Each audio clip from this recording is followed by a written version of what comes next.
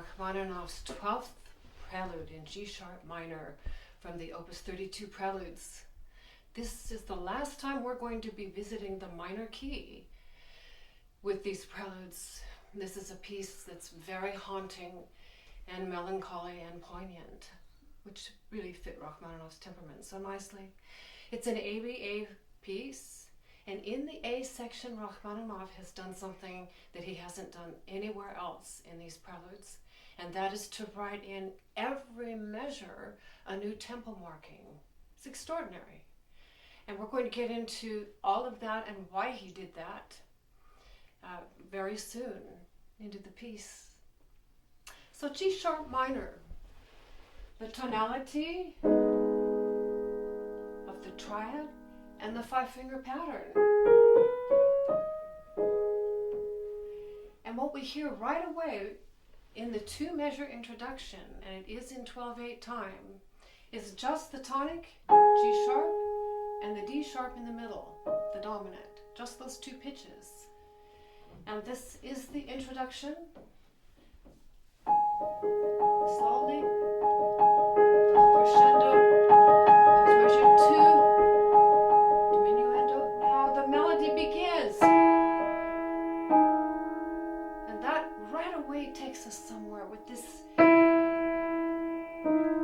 E is the 6th scale degree. 1, 2, 3, 4, 5, 6, 5. And then he's taking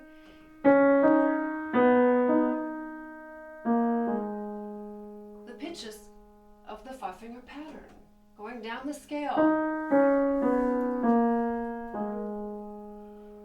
I call that part A. Now part B begins with a sudden and surprise 9th. Feel the dissonance of that. And it's rolled.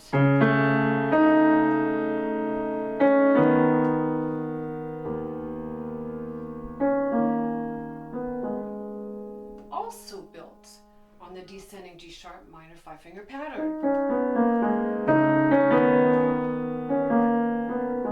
Now comes the C section, part C, to finish up.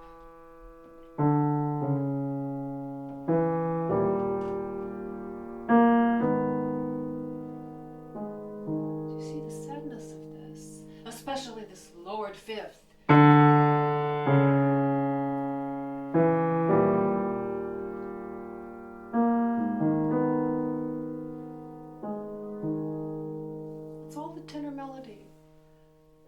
That's how the piece begins. And the mood right away on this is augmented because of all of these tempi markings. And I want to show you, first of all, I'm going to start with, this is not how I usually begin a lesson, is to begin with the addendum, but I'm going to on this one. This chart package that you get from digital download orders from sallychristianmusic.com includes this. Includes your 3-page working copy and a satellite view too. And this is one of the most powerful tools that I can imagine. And look what you see right here. Every mark here, Rachmaninoff has carefully selected these different tempi markings with built-in rubato. He had such specific ideas of how he wanted these phrases shaped. He took the time to write them. Now this is, I color-coded this because I found it very helpful to see that the green, go for green, allegro, accelerando, stop for red, the retard, it slows down and a little less moving, the blue and the metamorpho. This is how he wants this all shaped. And it's going to take a lot of practice to get this fluid so that it sounds like it's your own, still being faithful to what he wanted. This is a tall order, and I think it's the hardest element in this piece, with the interpretation of shaping all of this rubato of page 1.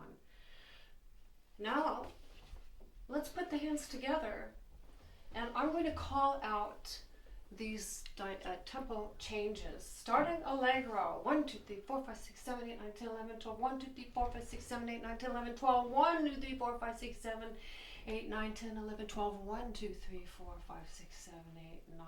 That is the very powerful way of seeing how much are you retarding, how much are you doing the accelerando.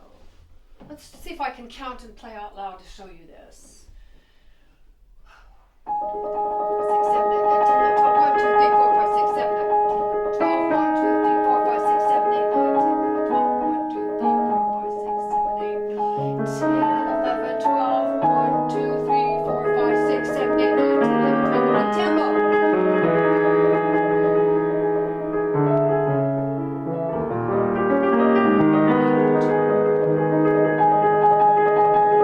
Very hard to do that in a count.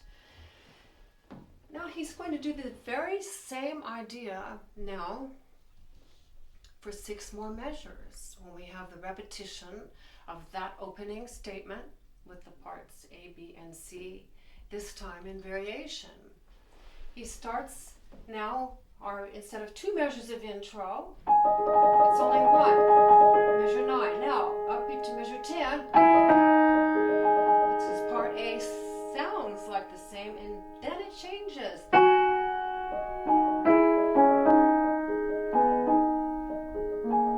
That is different. This is your part A, now going up to the 7th scale degree of sharp. 6th, 5.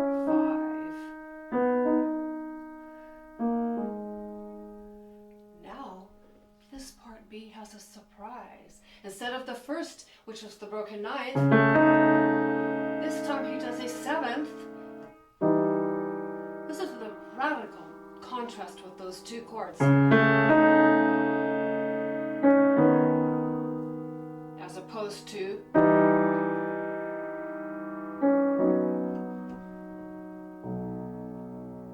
so beautiful. It's lowered G, it's a G natural. That's taking your tonic, your G sharp, and bringing it down a step. Is he modulating? Well, yes, he is. Just briefly.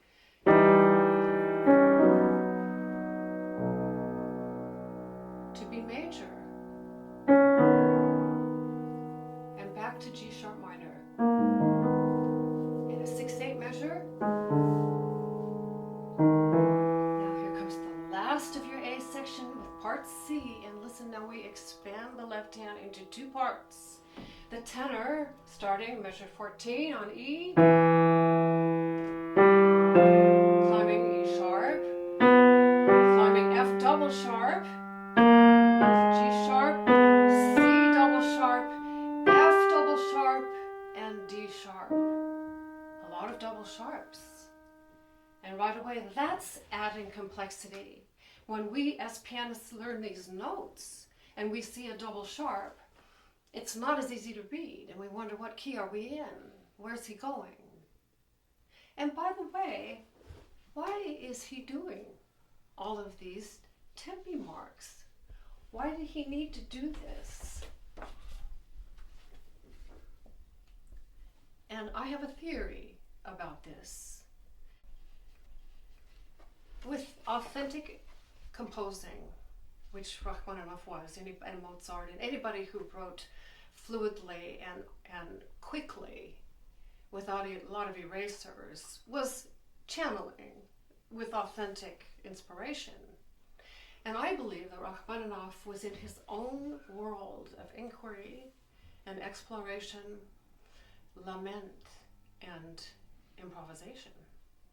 I think when he heard this, he heard all of these melodies like a kaleidoscope of constantly changing colors and shapes and textures and moods and emotions, and that all reflects in all of these tempo markings, changes that he did. He wanted it this way.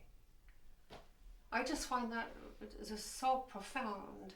So how do we take all of this and internalize it and make it our own? That's one of the really important things about this piece. Now let's go back now to our last line of page 1 here. We have the tenor, climbing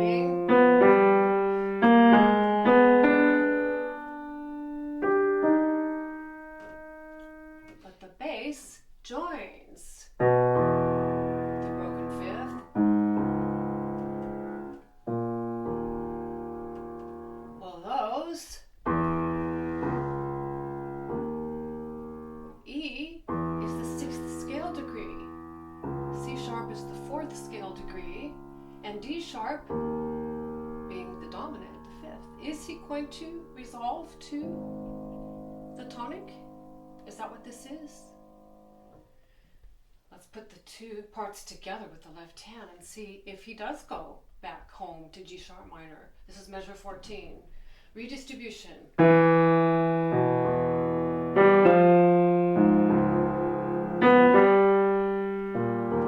you hear them answering each other, talking?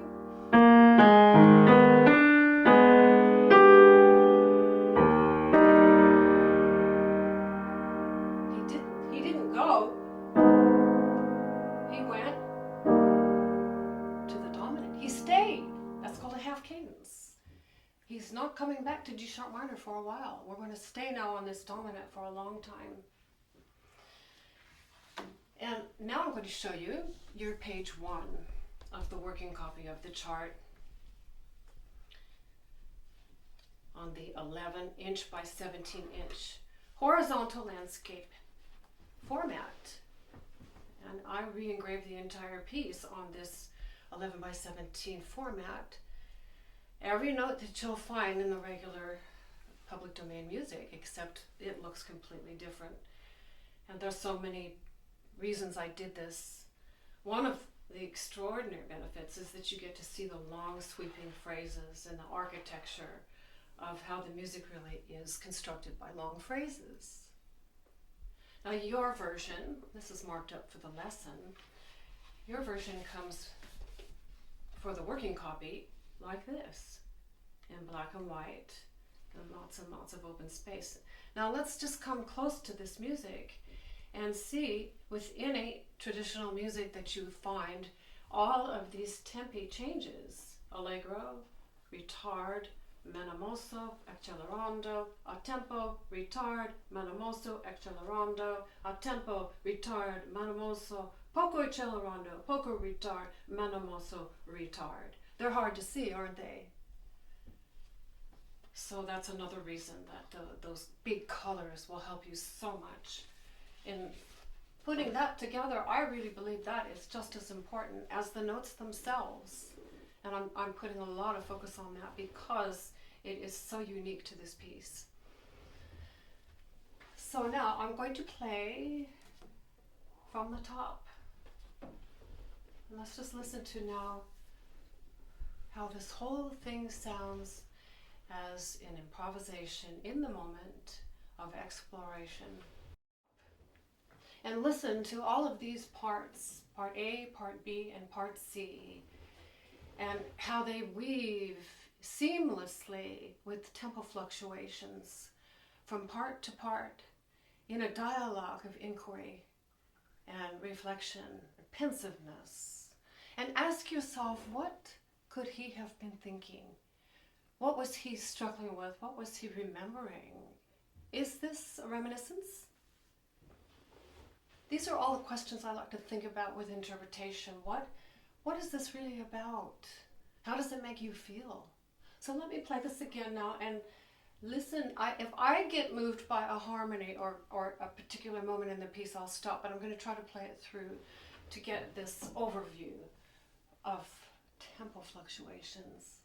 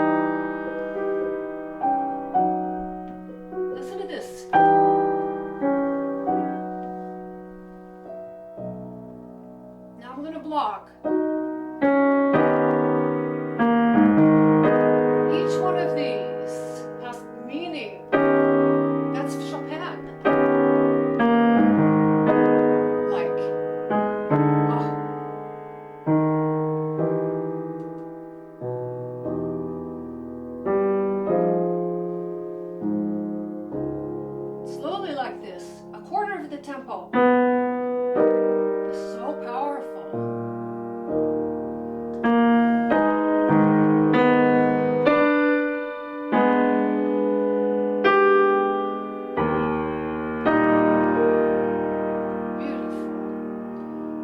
That is the end of the A section right there, taking us to the dominant at the top of our page 2.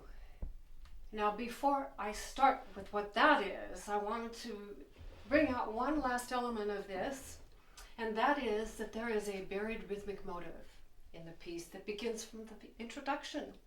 This, if I play just the 5th fingers, is the rhythmic motive. Long, short, long, short, long, short, long, short, long. And he's augmenting that with how he constructs the melody below. If I just play these, do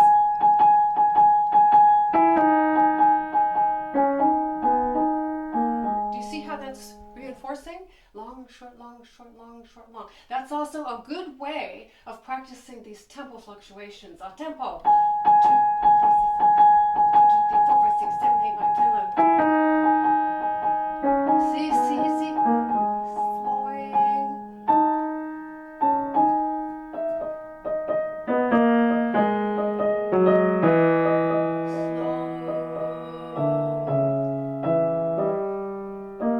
Accelerando. A tempo.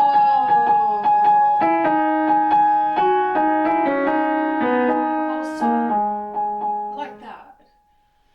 All right, so now we're going to visit the B section, which bursts onto the scene in the most magnificent way. We've had our long lament coming out of, let's just get this one more time here so you hear the sequence going. Right, the bottom of page 1.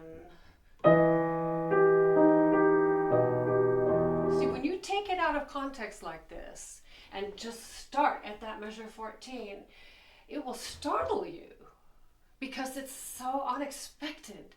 That harmony there, it really shakes me up when I read this like that. What is he doing here?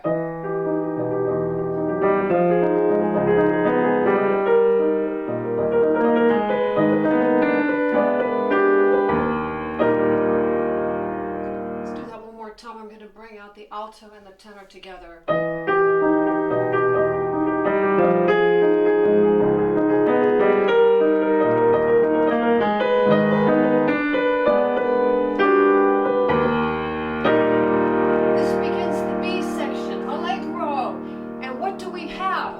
Our rhythmic motive in the tenor and coming down in a retard and a diminuendo. Those 4 measures mean something. And over it is the soprano, the right hand, with the same introduction that we had, this time on the dominant.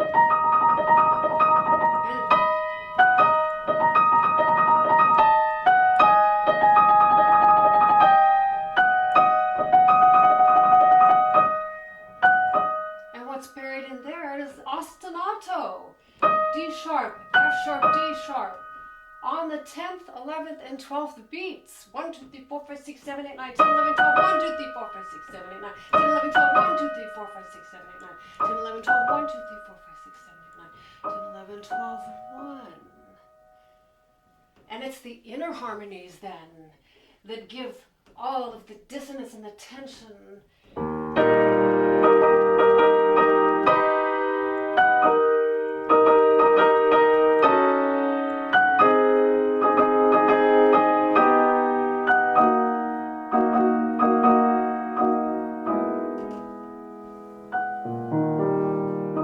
Still D sharp, haven't moved anywhere. The last element is what the bass does. On the same 10, 11, 12 of the ostinato and the soprano, the bass does this. And the next one. And the next one. Isn't that gorgeous? And finally,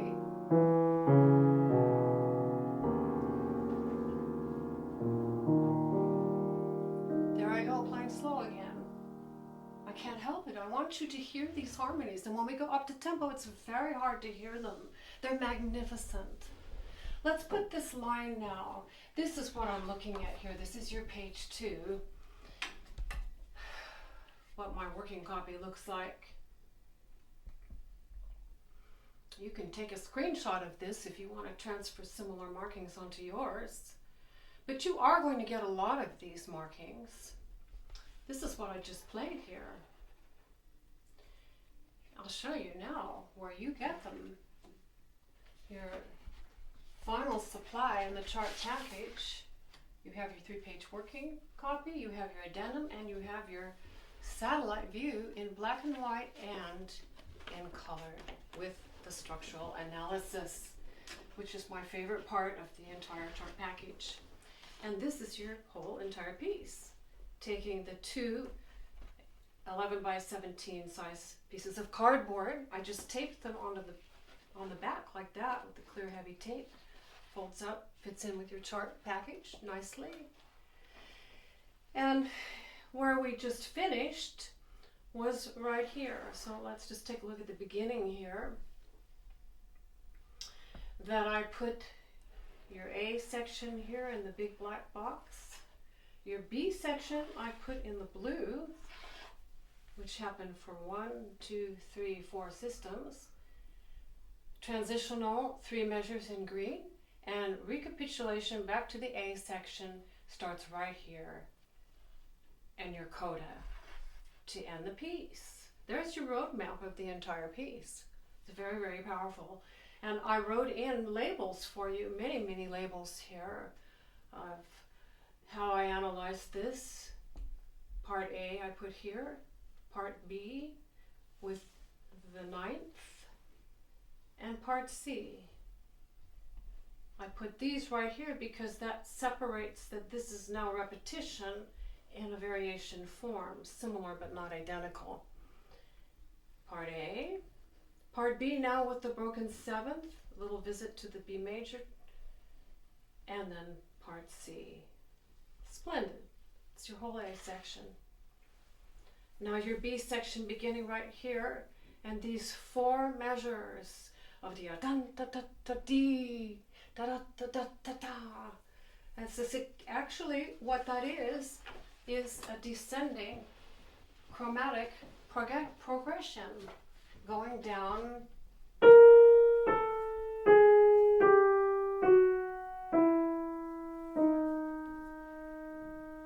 Now I'm going to play it up to tempo here.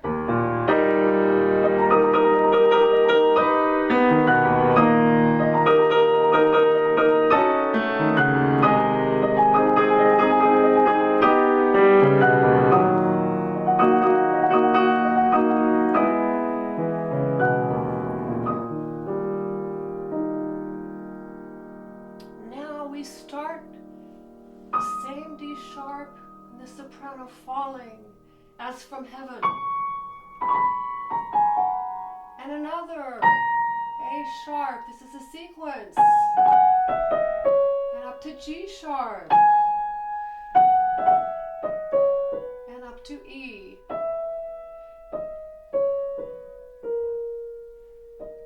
Do you hear again the element of rhapsodic improvisation? It's all the way through the piece.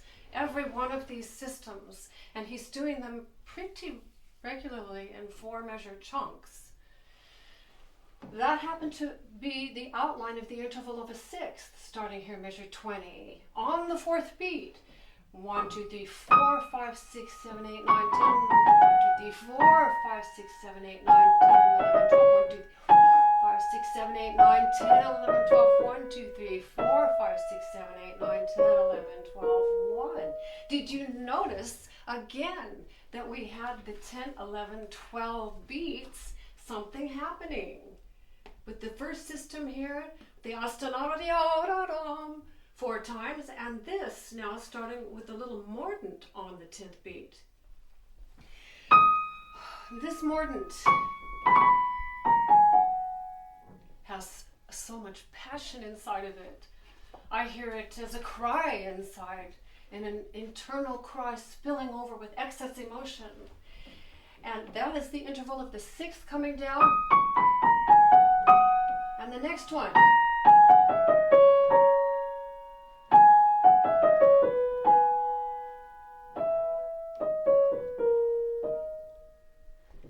Now below is the bass line coming in contrary motion. Instead of the falling soprano, the bass is climbing up like this. Starting on the D sharp.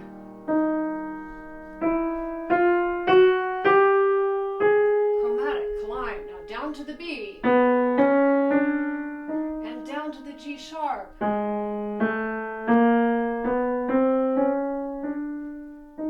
Another chromatic climb there. And if I put those two parts together, they're staggered phrasings. But what he's done to integrate them is to take that mordant in the soprano,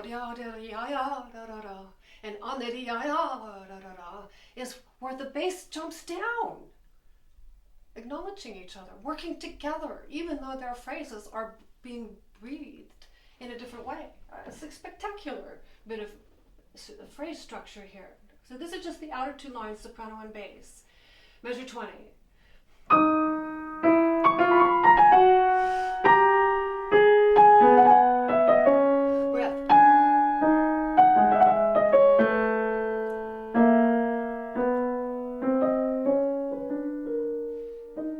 Cross rhythm at the end? He did. He did a 2 against 3 there with the retard. And now that's the middle part here is the tenor. The same idea of the non-stop 16th notes that we start with. Or now instead of that octave on the outside, he's doing a new pattern inside.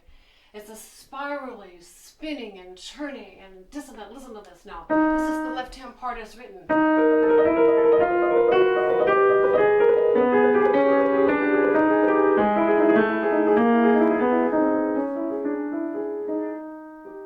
That's quite difficult to do that. You have to sustain the bass note. Don't let that up while you're playing the other notes slowly.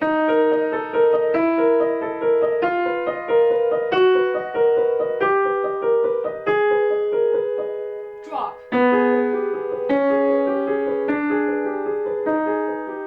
Drop. Diminuendo. Did you hear the pulse go into the twos there? And let's put it together. I hear a violin up here. Or singing. But not just the limitations of the piano. Always be transcending this instrument, thinking, what other instrument would it be? That's how he wrote. He couldn't help it. He was an orchestral composer of extraordinary genius. And he has to put that into this. That's what all the four voices are all about, is delineation of instruments and colors and timbres and textures, so that we hear the 4-part harmony. It's not 2-dimensional, it's 5. And that helps you with the balancing dynamically. All of these parts have to be at a different dynamic level.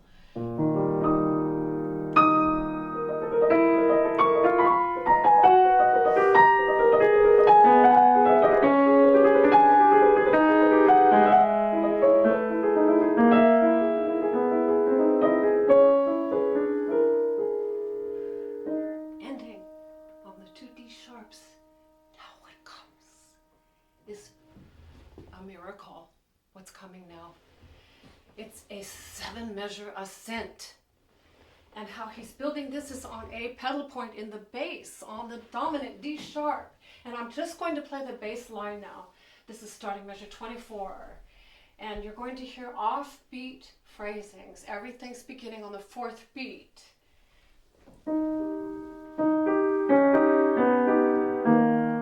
I'm sorry, I meant just the bass note first.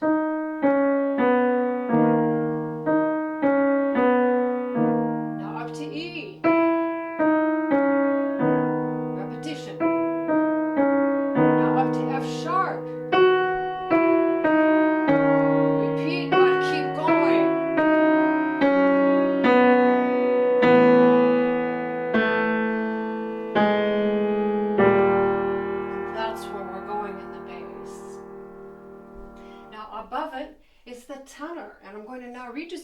and play the right hand with the tenor and the left hand with the bass, so that you can hear the two parts that are in here and hear the harmonic progression. That's the first 1, 2, 3 now. 4, 5, 6, 7, 8, 9, 10, 11, 12, 1, 2, 3. 4, 5, 6, 7, 8, 9, 10, 11, 12, 1, 2, 3. 4, 5, 6, 7, 8, 9. See, it's getting more complex, more rich. Up to F sharp.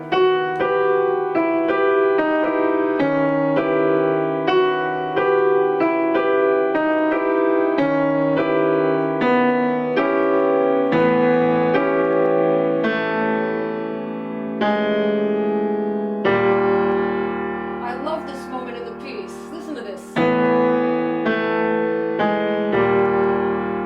have the fifth in the bass and the fifth. The dissonance and the power of this. It's so heavy. It's so dark.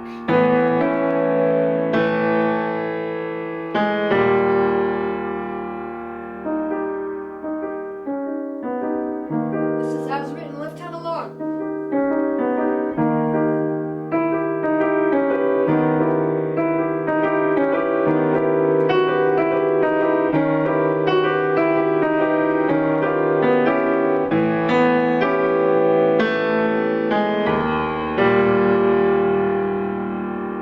That's the climax of the piece there. Now what goes over it with the right hand, another 16th note idea. This is a different kind of accompanimental figure. And if I just block the chords for the harmonies before I actually show you how it's written rhythmically, the harmonic structure of these chords, measure 27, just like that. Now you may ask yourself, boy, that sounds awfully familiar. Would you imagine this?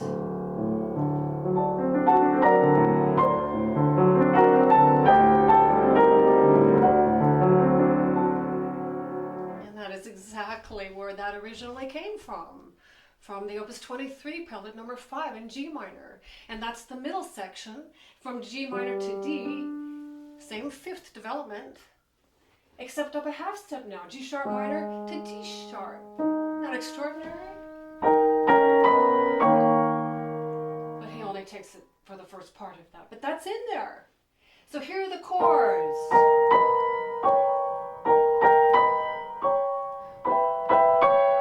See, going higher.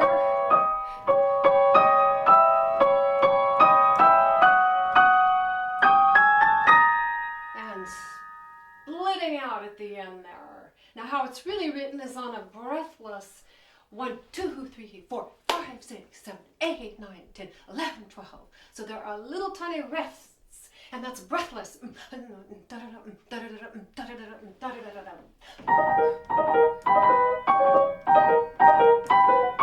like to pull with the arm. There's little accents on the top note here, so you've got to dig in with that fifth finger to bring it out.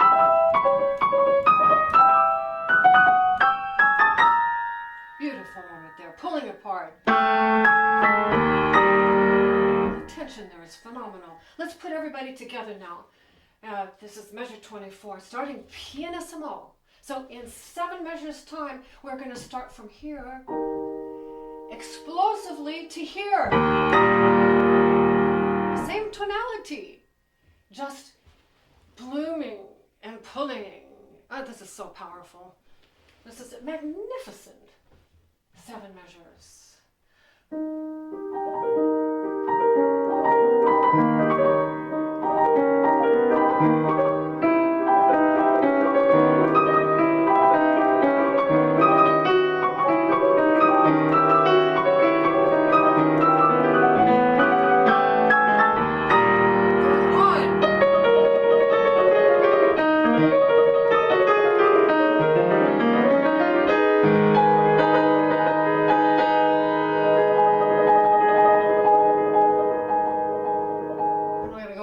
Because there's too much to talk about with how we got there. But isn't that just magnificent?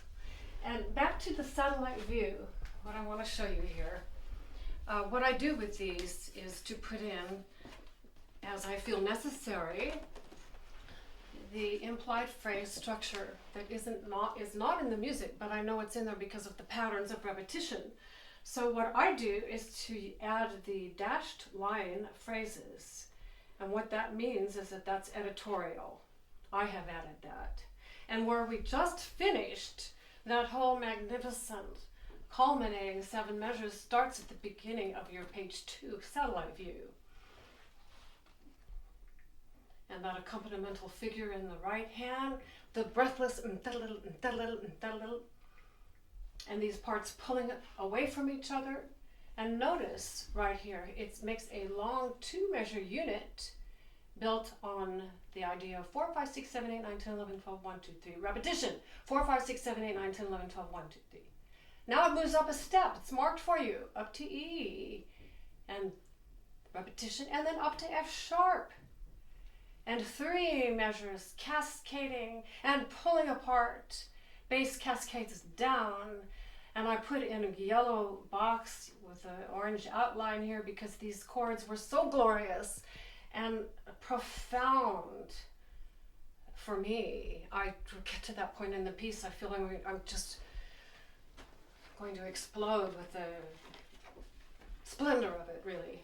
Just, I don't know how he did it. I really, these things, these great, great, great pieces of art that we have this. This is what humanity, this is the best of humanity. This is the antidote to everything going on in the world, and it always has, and probably, well, we hope we're going to pull out of it, don't we, as the human race? But I think we do every time we create something of beauty, every time we show an act of kindness, loving kindness, and consideration, and concern for each other, caring for each other. That's all part of this.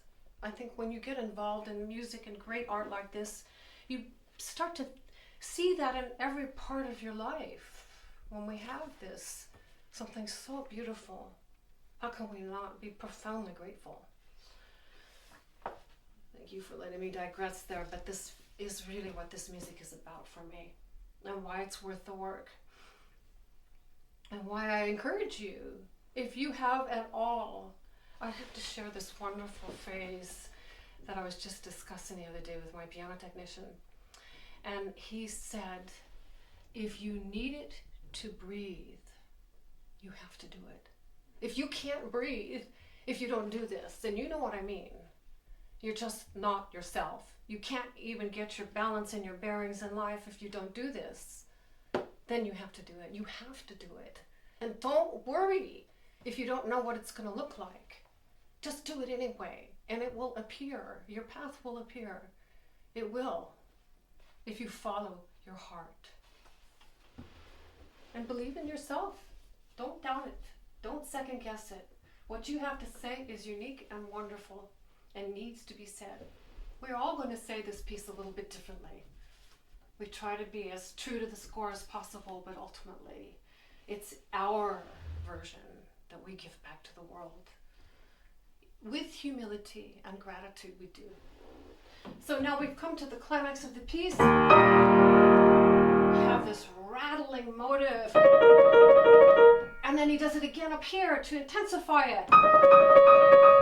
It's like, it reminds me here of a sword fight. Can't you just see those swords zigzagging and hitting each other and sparks flying off?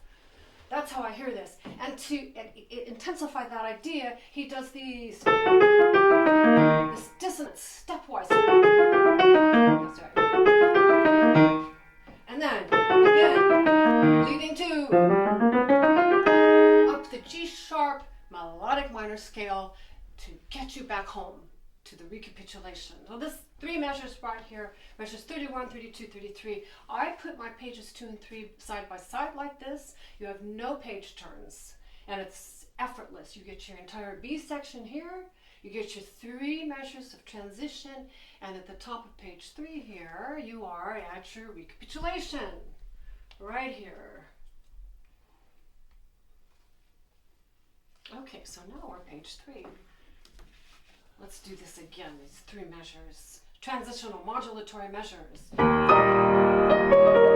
and it's a hemiola in here. Instead of 1, 2, 3, 4, 6, 5, 7, 1, 2, 3, 4, 5, 6, 7, 8, 9, 10, 11, 12. It's 1, 2, 3, 4, 5, 6, 7, 8, 7, 8, 9, 10, 11, 12. Da da da da da da. Da da da da da da. Isn't that great? It's just jazzy. Just it's a blast to play. 6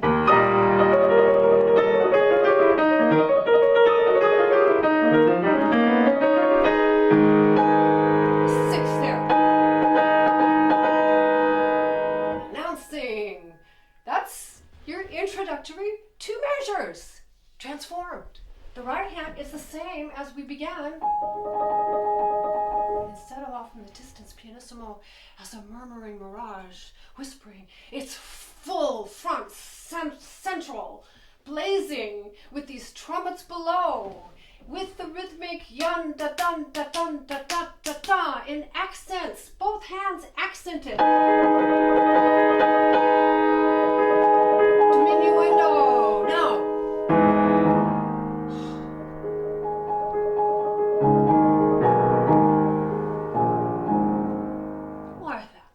Opening theme 1, your part A. What's it doing way down here in the bass?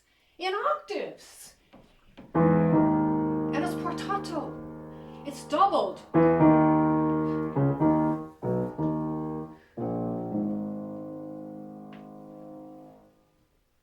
then the answer. Part B still has the 9th that we had in the very beginning of the piece.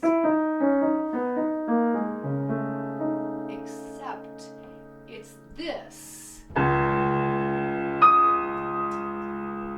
Like this magnificent chord. Well, let me just play it as written here so you get the full impact of how he's putting the recapitulation together in what I call an expanded and doubled part A and part B, split now between the left hand and the right hand, as opposed to the opening, which was all just with the left-hand tenor. So he's doing a remarkable recapitulation here. It's not a true recapitulation. It's an expanded return of your A section material. Remarkable. Just this whole piece is just, none of these are quite the same. They may look the same as we analyze them, but every one of them is a standalone, unique composition. This is extraordinary. Here we are, recapitulation.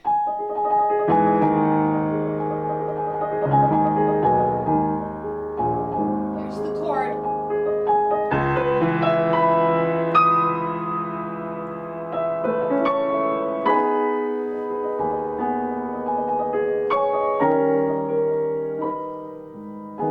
Do you hear the sadness on that?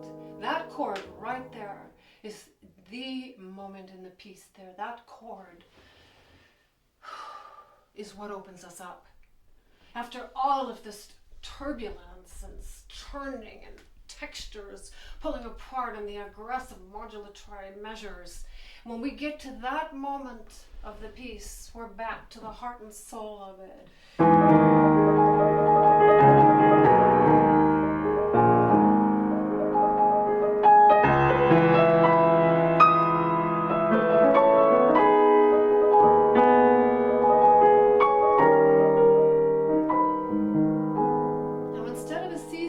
He's giving now 4 measures broken into 2 and 2 of a bass line that sounds like this. This is an ascent, a chromatic ascent, starting measure 39 on the 4th beat.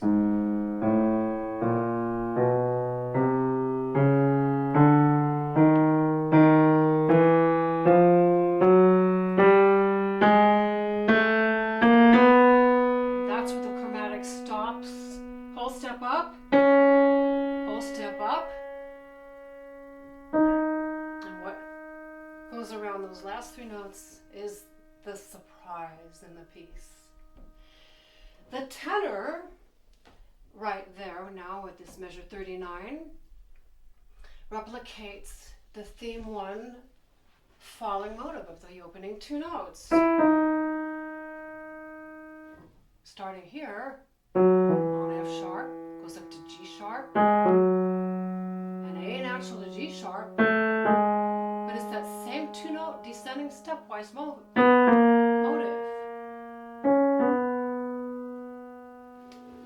And then the soprano takes over.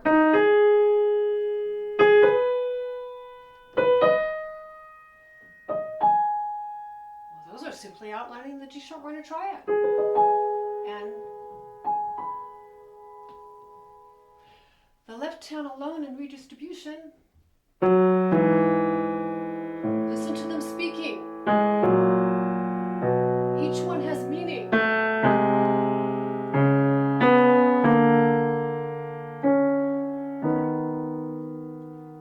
with the soprano, more inquiry.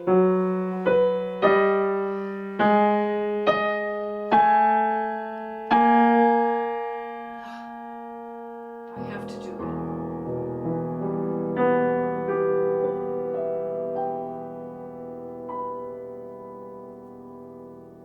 E minor.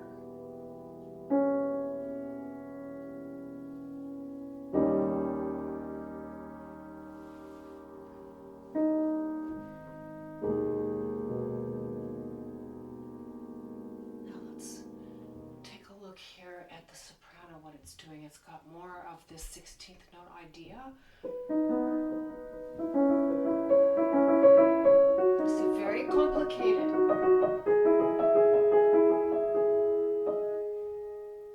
And then the 16th trade hands.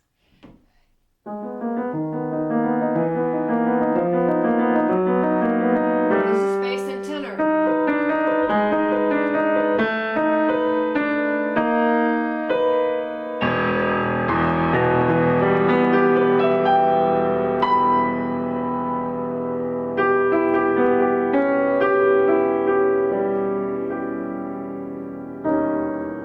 One last one.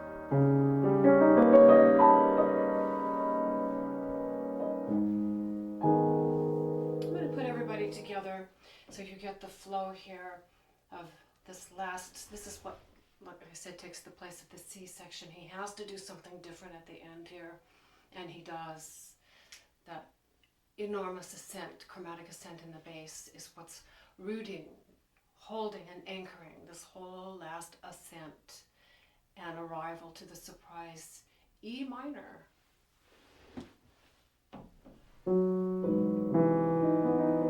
Let me do that again. Oh, I have to block this for you. The blocking again is just so powerful. It will help you learn the notes. It will also help you to internalize what's really in the richness of all of these harmonic changes, which you hear more clearly in a blocked chord form than in the broken chord form that it's written.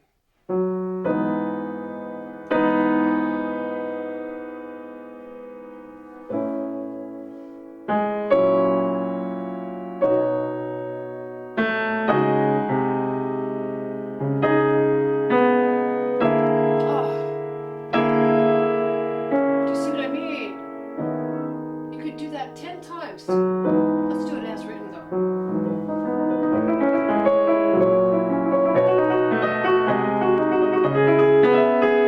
Diminuendo. See, the reason I'm taking the time to show you this is because these are the things you need to be aware of and bring out to shape them. You are the orchestra. And you're telling each one of these parts, now I want you more oboe, now I want you the clarinets more here, and you get to tell them who's going to speak how, but you have to know they're in there in order to bring them out.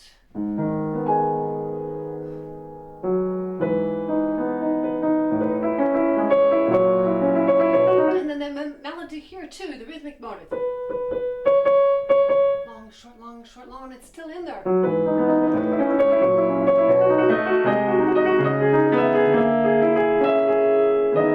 Sad, still G sharp minor here. Climbing.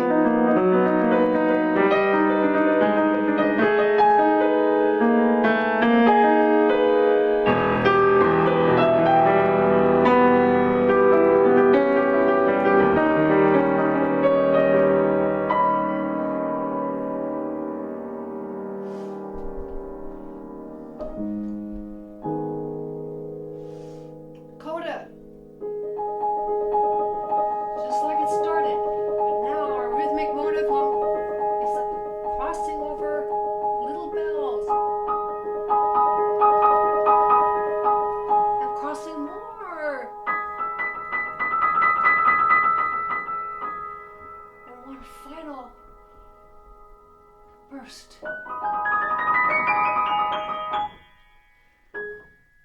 you're out.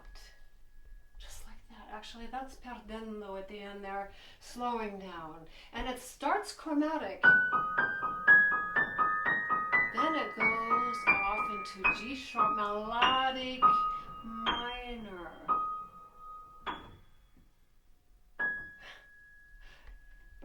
Now that takes some imagination to end like that, doesn't it? And the left hand way up here. This is beautiful. And these, I love to play these parts. And then.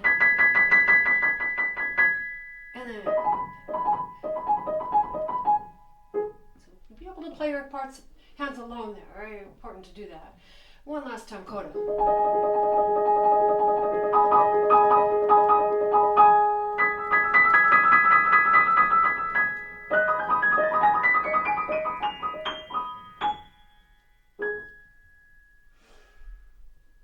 To say one more thing about that surprise ending there of appearance rather of measure 43 of the E minor.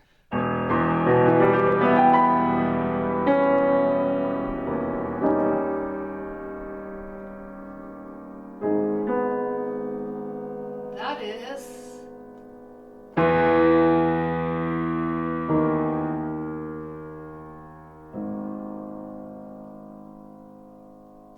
Rachmaninoff's signature that we've talked about with some of the other preludes. The 651 that's buried in so many of the pieces. That's why he gave the E minor there. From this very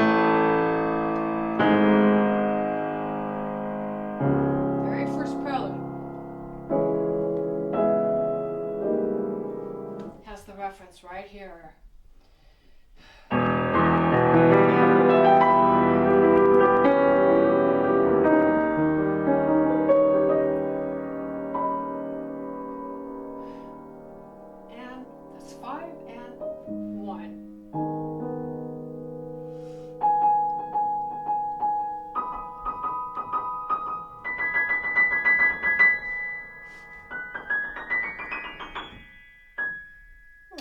Incredible. That's your Coda.